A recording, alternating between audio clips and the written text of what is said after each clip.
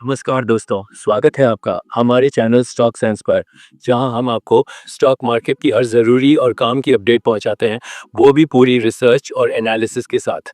अगर आप भी उन लोगों में से हैं जो सिर्फ टिप्स पर नहीं, बल्कि समझदारी से लॉन्ग टर्म इन्वेस्ट करना चाहते हैं, तो इस चैनल को सब्सक्राइब करना बिल्कुल मत भूलिए।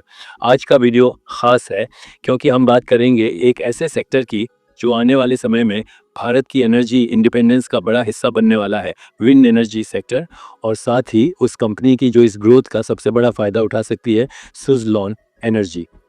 अगर आप मार्केट को थोड़ा समय से फॉलो कर रहे हैं तो आपने देखा होगा कि सुज़लॉन एनर्जी का शेयर कुछ सालों पहले सिर्फ 2 से 3 रुपए पर ट्रेड कर रहा था। लोग इसे एक डूबती हुई कंपनी मान चुके थे, लेकिन अब हालात बदलते दिख रहे हैं। मार्च 2025 तक आते आते सुज़लॉन का शेयर 50 रुपए के पार जा चुका है और अब इन्वेस्टर्स के बीच फिर से इस स्टॉक को लेकर उम्मीदें जागी हैं। लेकिन सवाल यही है, क्या ये सिर्फ एक ट्रेंडिंग स्टॉक है या इसमें लॉन्ग टर्म में भी दम है? इसका जवाब हमें मिलता है भारत के रिन्यूएबल एनर्जी सेक्टर की लेटेस्ट रिपोर्ट से। हाल ही में सेंट्रल इलेक्ट्रिसिटी अथॉरिटी की रिपोर्ट आई है, जिसमें बताया गया है कि भारत ने मार्च 2025 तक 50 गीगावाट विंड एनर्जी कैपेसिटी का माइलस्टोन पार कर लिया है। ये एक बड़ी उपलब्धि है और इससे साफ पता चलता है कि अब सिर्फ सोलर ही नहीं, विंड एनर्जी को भी गवर्नमेंट और इंडस्ट्री सीरियसली ले रही है। विंड एनर्जी की ग्रोथ को बढ़ावा देने के लिए अब कई हाइब्रिड प्रोजेक्ट्स लॉन्च हो चुके हैं, जहां एक ही प्लांट में सोलर और विंड दोनों एनर्जी सोर्स का इस्तेमाल किया जा रहा है। इससे प्रोडक्शन की एफिशिएंसी तो बढ़ती ही है, साथ ही जो लैंड यूसेज की दिक्कत होती थी वो भी काफ़ी हद तक कम हो जाती है।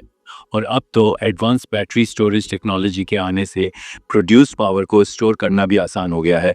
यानी अब हम उस पॉइंट पर पहुंच रहे हैं जहां विंड एनर्जी सिर्फ एक सप्लीमेंट नहीं, बल्कि मेन स्ट्रीम एनर्जी सोर्स बन सकती है। अगर बात करें स्टेट लेवल पर, तो कर्नाटका इस वक्त टॉप पर है, जहां करीब 13,331 मेगावाट की विंड कैपेसिटी है।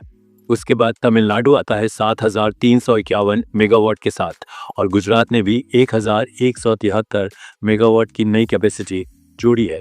ये आंकड़े बताते हैं कि गवर्नमेंट और स्टेट लेवल पर काम हो रहा है और सेक्टर में असली ग्रोथ अभी बाकी है। अब जहां इतनी पॉजिटिव डेवलपमेंट्स हो रही हैं, वहीं कुछ चैलेंजेस भी हैं। विंड एनर्जी प्रोजेक्ट्स की लागत अभी भी सोलर के मुकाबले थोड़ी ज़्यादा है। इसके अलावा लैंड क्लियरेंस, ग्रिड कनेक्टिविटी जैसी टेक्निकल और एडमिन इश्यूज भी हैं, जो ग्रोथ को स्लो करते हैं। लेकिन अच्छी बात यह है कि भारत सरकार इस पर एक्टिव है। पॉलिसीज़ में लगातार सुधार हो रहे हैं, स्पेशल प्रोग्राम्स लॉन्च किए जा रहे हैं और इन्वेस्टर्स को इंसेंटिव भी दिया जा रहा है।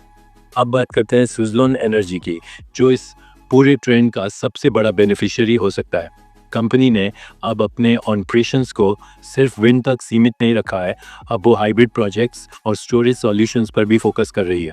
इसका मतलब ये है कि सुज़लॉन अब सिर्फ एक टरबाइन मैन्युफैक्चरर नहीं, बल्कि एक क्लीन एनर्जी सॉल्यूशन प्रोवाइडर बन चुकी है। यही वजह है कि मार्केट इसका अलग नज़रिया से एनालिसिस कर रहा है। अब एक नज़र डालते हैं इसके लेटेस्ट शेयर होल्डिंग पैटर्न पर। मार्च 2025 में प्रोमोटर्स की होल्डिंग 13.25% रही, जो पिछले 3 क्वार्टर से स्थिर है। और ख़ास बात ये कि कोई भी गिरवी शेयर नहीं है। एफआईआई यानी विदेशी निवेशकों ने अपनी होल्डिंग बढ़ाकर 23.4% कर ली है, जो कि एक पॉजिटिव सिग्नल है। हालांकि डीआई और म्यूचुअल फंड्स ने थोड़ा एक्सपोजर कम किया है, लेकिन जनरल पब्लिक की होल्डिंग 56.72% तक पहुंच चुकी है। इसका मतलब है कि खुदरा निवेशकों का भरोसा लगातार बढ़ रहा है। तो दोस्तों, अब सवाल ये है, क्या सुज़लॉन एनर्जी में इन्वेस्ट करना चाहिए?